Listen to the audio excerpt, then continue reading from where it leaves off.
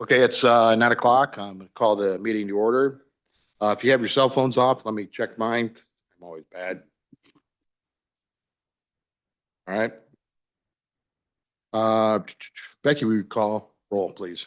I sure will. Jack Scragstead, Here. Allie Huss, Dean Friel, Here. Katie White, Ron Gascoigne, Here. Chris Norberg. Here. Thank you. Okay, any public attendees? I see Greg is in the background. Greg, would you like to walk us through your thing on Reagan Mass Transit, please? Thank you, Jack. I will hit some highlights. You can see at the very top, what we have done so far for the 6 months is somewhat echoing the previous fiscal year. We're targeted to be around 91,000 rides so far. Second quarter did take a little dip because of the holiday segments that were in November as well as in December. A couple of other pieces this time of year, as I've reported previously, is our time to start working on the contract, ironically enough, for the next fiscal year for FY27, which will start on July 1st. So we will start on that application probably within the next 2 weeks and begin hashing out what that's going to look like for ridership in the 3-county area, 3 counties being Lee, Ogle, as well as what we're doing in Winnebago County. Currently, some other developments, our holiday appeal will be open until the end of January. And so far, we've received several nice gifts through that holiday appeal campaign. An update just that we received yesterday from RTAP, which is the Rural Transportation Assistance Program, a national organization. We had submitted a proposal to them for the Community Rides Grant Program. We did not receive that funding. And we'll look at other ways to expand our offerings during what I would say are non-traditional service hours. That specific proposal was looking at the third shift for organizations like the Crest Foods and others of the world, including other programmatic offerings that would occur after our normal operational hours. We're going to look at doing what I would say is a pilot project to find solutions to meeting those ridership needs after 7:30 at night. Other developments, I'm happy to say that it's getting real in Oregon.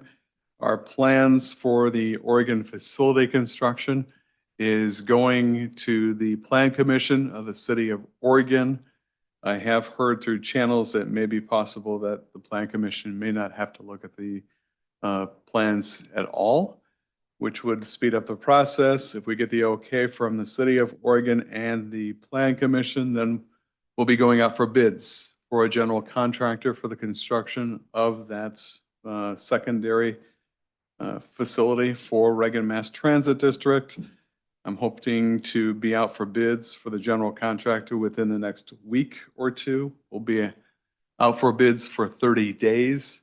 And that process actually will be led by our architects and engineers from Larson and Darby of Rockford. So I'm very excited on that perspective. In terms of what we're doing in rural Winnebago, for the first 6 months of the fiscal year, we did roughly 627 rides. And ridership is growing as word grows as to the availability of that service in rural Winnebago, which includes Winnebago, the community of Winnebago, as well as Durand and others in the western portion of that county. So unless there's any questions, that is my report. All right. Questions for Greg? Thank you, Greg, very Thank you. much. Okay, anybody else? I don't see anybody else here. Okay, so we move into the approval of the minutes. Hopefully everyone's had a chance to go through them. Is there any changes or corrections need to be made on them? Nope, nothing. Okay, so they will be stand as presented. Next would be transportation solid waste. David, would you like to walk through the committee your report then? Sure. So in terms of what we've got going on in the office, we've got, of course, a number of different projects we're getting put together for our spring lettings and summer work. If you wanted to bring that up, I can highlight some things on that, if you wanted to follow through with me on that. I don't know if you can bring that up there on the screen. But at any rate, I will come right back to that. Maintenance crews are, we got a little project going on where we're trimming trees up and down Rocky Ford. If you've ever been down that road, it's 3 or 4 miles of trees like this over the road. So we got our boom truck out and the guys are snipping off as much as they possibly can. So that's what we're doing to keep really quite busy till it snows again. And probably the guys are ready for it to start snowing again after doing all that tree trimming. So they're kind of working at that day after day. But back to the letting schedule. Basically, the February lettings are going to be what we call our material proposals. March lettings will be mostly hot mix asphalt jobs. And then April, we got a couple on the state letting and a hot mix job and a bridge job that I need to talk about later on. And a couple township bridges. So that's kind of how we've got it laid out for spring lettings. When we look at our March lettings, just want to let you know the Lee Center Road job, that's sort of new money, you might say. It's not programmatic money that we just normally use. This was the local project funds that the state of Illinois put out, $400 million worth, sort of a competitive deal throughout the state. I put in for several different projects, and this is the one that got selected. So this will be Lee Center Road from Shaw Road up to Inlet, up to, you know, the little village of Lee Center. So doesn't get much closer than that, Ron. I know. And then we got Stewart Road there, and that'll be from Perry up to the Ogle County line. Just want to let you know my rationale on that. That's a really rough road right now, and quite aware that at any time there could be some industrial development go on, and we'll be ripping that whole thing up and starting over anyway. But it's got to have some attention, and I just don't know when any development's going to happen. So got to kind of thread the needle on this one a little bit. So we'll just be milling off about an inch and then putting about an inch back on. So this is not designed to be anything long-term necessarily, last 20 years or anything. I want to get 5 or 10 years out of it. You just got to do something to that and spend the least amount of money possible, knowing that it could be ripped up. So it's, again, sort of to thread the needle on that one, just trying to figure out what to do to keep that maintained in the interim. So that's what's going on with that one.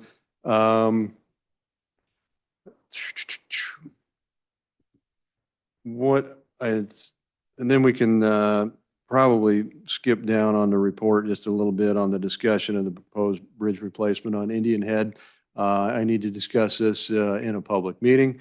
I'll need to take these meeting minutes that show that we discussed that. I have to put that in what's called a project development report that's submitted to IDOT. Give you a little background on this one. There was an emergency repair job done on that one, I think back in 1999, where they essentially just replaced the deck and superstructure on that and left the substructure in place. And there was it was called Infraset bridge system that was used, which is it was 3 different panels. It was kind of interesting construction. It was a steel girder composite deck that was built off-site and then brought in 3 different panels and set down on the existing abutments.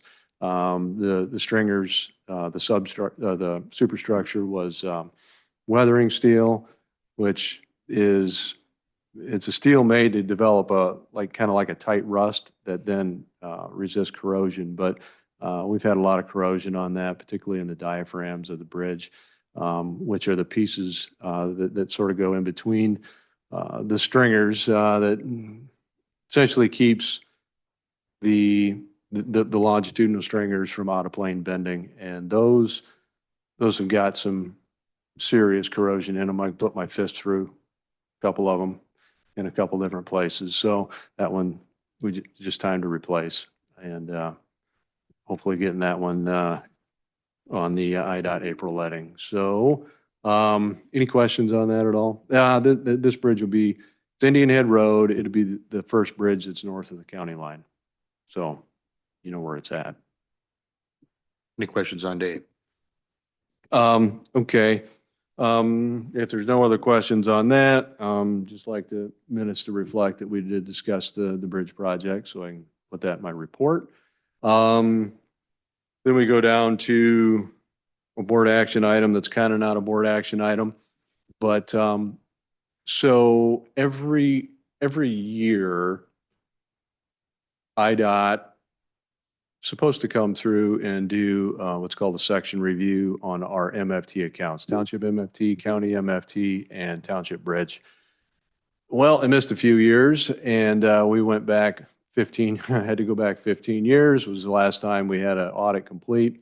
So they audited between 2011 to 2015 and went through that. And there will be some adjustments that need to be made. There'll be some claims that go back and forth where maybe we overcharged for engineering on townships on a particular township in a particular year. And there's other ones where we undercharged, and there's a whole list of those.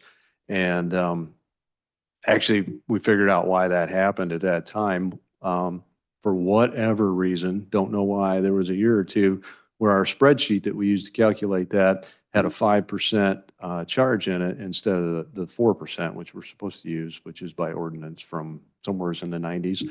So that got off a little bit for whatever reason, a couple years. And there's a bunch of those claims we're going to have to make back and forth and get it all squared up. But once we do, everything netted out to, I don't know, it was like a $200 net difference, but there's a whole list of transactions we need to do to get that cleaned up. That is all on file at the clerk's office, and this is the file. Looks And about half of the size of that. so Only that's omnibus kind of why budget. I didn't make Becky go through the exercise of sticking this on onboard. If you want to go look at it, go ahead. It's in the clerk's office. You can take a look at it anytime and go through it. And certainly if you had any questions on it, just shoot me an email, give me a call, whatever. But, so that's what's going on there. It just has to be presented to the board. You don't have to act on it or anything. It's just made known that it's presented to the board. So that'll go on the agenda. It'll come up on announcements at the board meeting, and you'll have it. Let's see. I think we got it covered. All right. Well, thanks, Dave. Any questions for David? We're going ahead and put that 2011 through 16 section reviews to the executive committee. So is there a motion to move the notice for the 2011 through 2016 section reviews for the township and county MFT and township road programs funds that is on the file in the county clerk's and recorder's office for review to the executive committee for the inclusion on the January county board agenda? First by Dean Friel, second by Ron Gascoigne. Any discussions on that? No discussions. All those in favor signify by saying aye. Aye. All opposed, the same. Motion carried. And Jack, just one other thing to note on that. That just got us up to 2016. So there'll be more to come eventually. So we got to get all the way caught up eventually. So Sure. Talking to the IDOT reviewer, he wants to get ours all the way caught up to 2025 before Brenda retires in October, and we lose a whole lot of institutional memory there. So we'll hopefully get all that caught up sometime this current year. So you'll be seeing more of these. Okay. All right. Thanks. We'll get her there. All right. So let's move on to the assessor's office, GIS and GIS department. Jennifer, would you like to walk us through your report? Good morning. As you can see, I submitted my monthly report, and I'll just touch base on a few things here. As far as our regular office functions, we're keeping up on deed transfers. They're current through November of 2025, and exemptions and permit tracking remains up to date. Right now, we have had finalization and publication for our 2025 assessment year, newspaper publication, and assessment change notices both went out on December 31st. And they also had equalization factors published in the newspaper. The filing deadline for Board of Review appeal will be January 30th.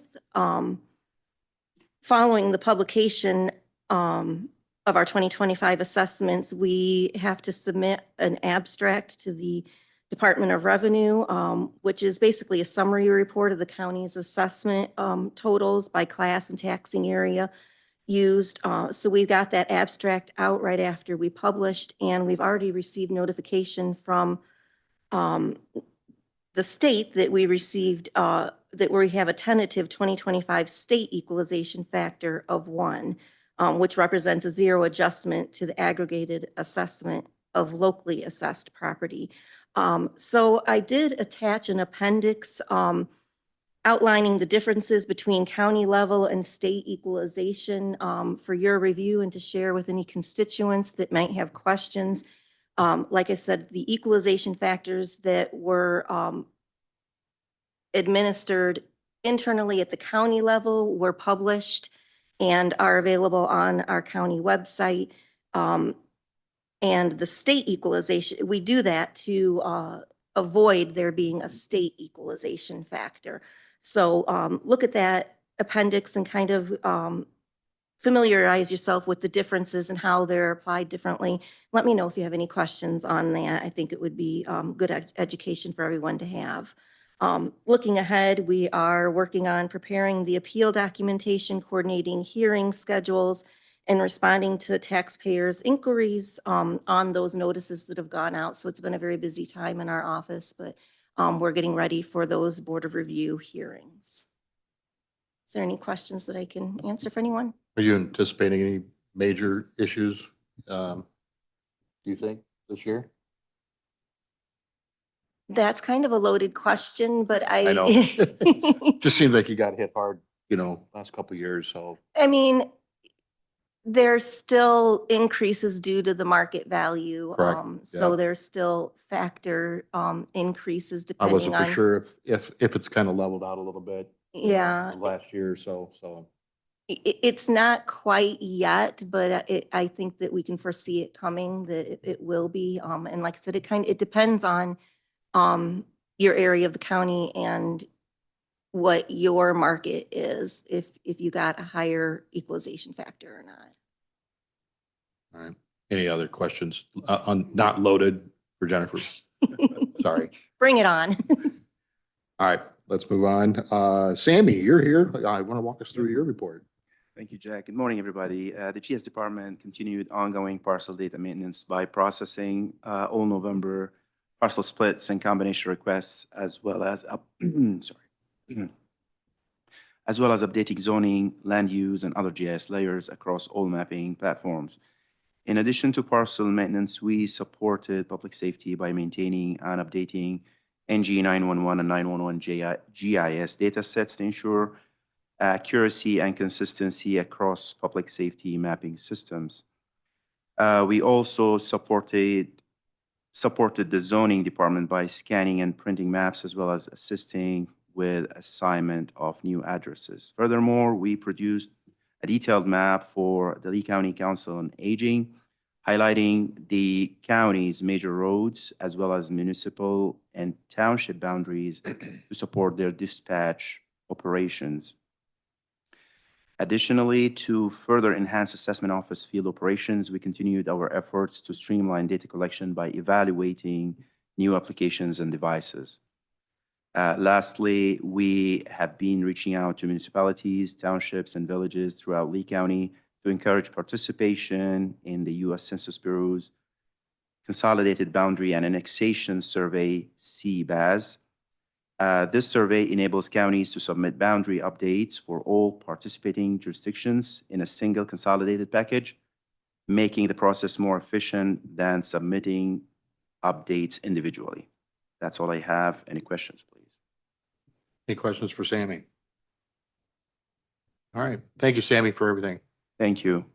All right. I see Jeremy's not here to give his report. County Clerk Nancy, would you like to walk us through yours? Sure. Good morning. Just some highlights from my report. We are rolling right into the election that happens on March 17th. So if you know anyone that's interested in being an election judge, we are always looking for those. They can see first floor election department. February 5th will be the first day that vote by mail ballots will go into the mail. So a lot of process happens beforehand with that. And permanent vote by mail, anyone can sign up for that. Presently, we now have like 1,000 voters that are signed up for that.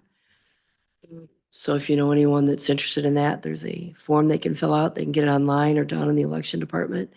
They can sign up for a certain election or permanent vote by mail. So that's my report. Any questions? Any questions? Did they have to check that box early to say that they don't want to be part of that, or? Yeah, that card goes out next year, but Okay. there's a form also online or down in the office that they can fill out that looks a little different. Just to kind of notice to the public out there that, you know, it costs money for the county to send mail out like that. So if you're listening and you don't believe in mail-in ballots and you want to show up about, get a hold of the clerk's office, get your name on that list so they don't send you, and it just saves a little bit of money for the county, right, and your tax money. So. Right, good point, Jack. And, to stress that also, I can't tell you how many voters we also have. It comes in the mail. There's just, a couple things on there for them to vote for, and then they decide they don't want to. What do they do with it then? Well, then they're required, by statute, then to turn it back into us. And again, like you said, there was a lot of money that was involved, putting that together, mailing that to them, and then they decide not to vote it. So. Yeah, it's if people aren't paying attention, they don't know, and then it's just a waste of money. So, all right, any questions for Nancy on that? No. Thank you, Nancy, very much. All right, let's move to the IT department. Paul, you here? Yep. Go ahead with your report. Paul. I am here. Thank you very much. Welcome 2026. First, I'd like to kick off congratulations to Jonathan Henriksen, 5-year anniversary, almost in part, because Jonathan started in Lee County 5 years ago under the Best Internship Program, and he later became a full-time employee a few months later in the spring. But I'm going to give you an opportunity to congratulate him twice. Once now. So let's congratulate Jonathan on his 5-year anniversary. And Jonathan's strength is pleasing customers and telling them what they want to hear, and he punts all the bad answers to me. So he does a very good job at that. So, and come later in the spring, we'll congratulate him again as his anniversary as a full-time employee. So I'm working on the highway department on installing some new network equipment and some server upgrades out there to improve security and reliability. And eventually, we're going to try to clean up a little file management system issues they have out there. So when Brenda does retire, it might be a little bit easier to find some of that work on your server, Dave. So also working on a server upgrade or an addition out at the LEC, a new data storage server for the detectives as their digital evidence library grows. Sammy will be glad to hear I'm actually working on his new GIS server. I'm just waiting for a little bit more RAM to come in, Sammy, and we'll be able to spin up your Parcel Fabric server, which he's been anxiously awaiting. I got some good news that I have the space. I just need to add a little bit more memory and we'll be good to go. All right. And he's doing that because they've upgraded some licensing and adding some features to the GIS system, which he didn't mention, but I'm sure he's very proud of and will benefit all the GIS partners the county works with. So, and another project, we're moving the best offices in Old Courts here to my old offices on first floor.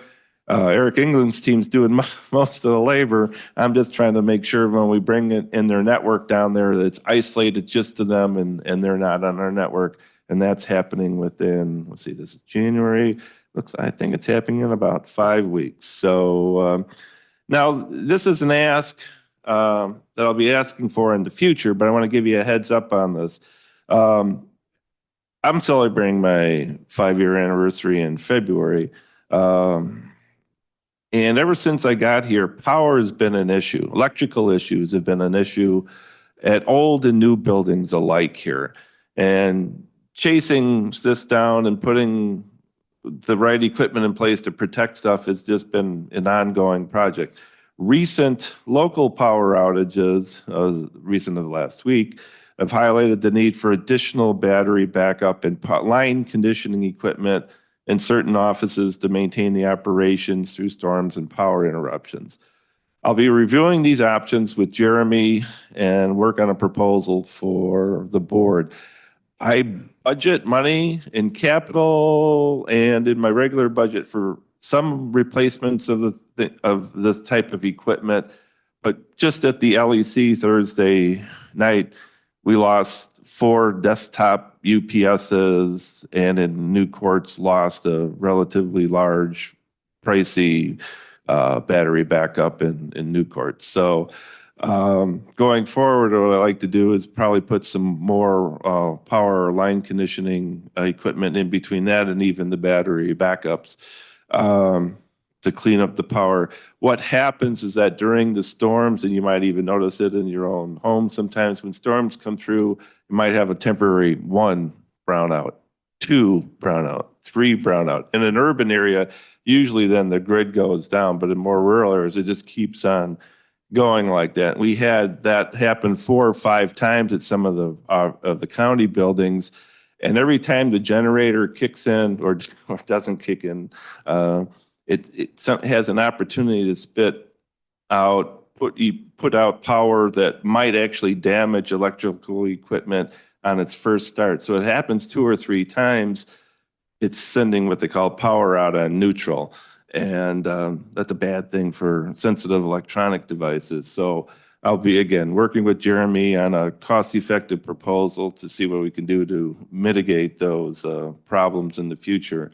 We were able to restore most of the equipment very quickly because I get alerts too when they go down right away. And Jonathan was helpful. Mike McBride was helpful. And I came in and did some other work to get things back up and running. But I'm going to come to probably the board with a little capital ask to help me out on putting some of this line conditioning equipment in at the LEC and then New Courts in particular, and maybe here in Old Courts. You have any questions? Any questions for Paul? Thank you, Paul, for everything you do. Thank you. All right. Let's see, Chris, Regional Office of Education, Chris Tennyson, he's not here, but he did provide us with a report. You guys would, oh, it's not in there?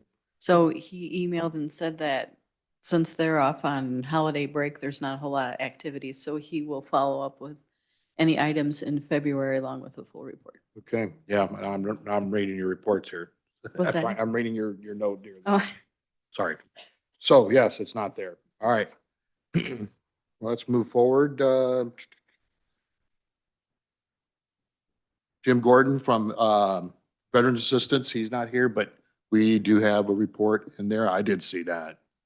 So then let's move into zoning. Alice, you want to walk us through and some of the action items or the action item? Sure. Good morning.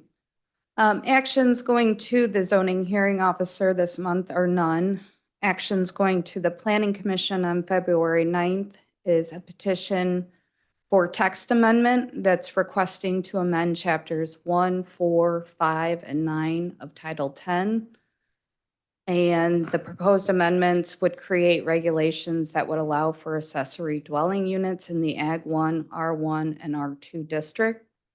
I did introduce this to you guys last month. Prior to preparing this petition for text amendment, I did reach out to the following county offices: county engineer, soil and water, health department, assessment, 911, sheriffs, building official, and the assistant state's attorney's office.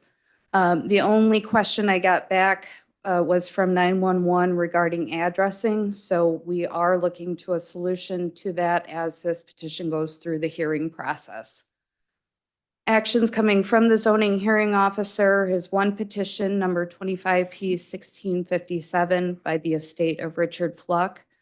It consists of 26 parcels, which are spelled out in the report. These parcels are collectively known as Coyote Corner Phase 2. And Mr. Fluck passed away last year. His wife is trying to administer the estate. It's going to be easier for her to sell this land as farmland than it is for residential.